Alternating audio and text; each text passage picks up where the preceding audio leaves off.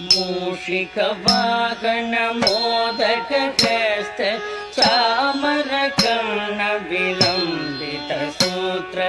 वामन रूप महेश्वर पुत्र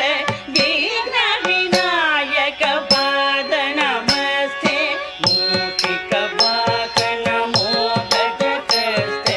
चामरकर्ण विलम्बित सूत्र वामन रूप महेश्वर पुत्र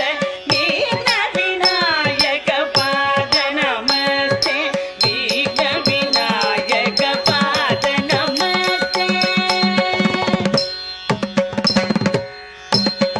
सरस्वती नमस्तुभ्यं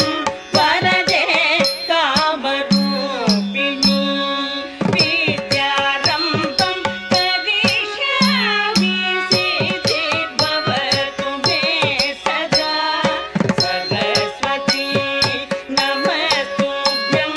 वरदे कामरूपिणी विद्यारम्भं करिष्यामि सिद्धिर्भवतु मे सदा सिद्धिर्भवतु मे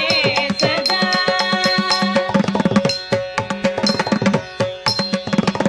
नमस्तेऽस्तु महामाये श्रीपीठे सुरपूजिते शङ्खचक्र गदाधर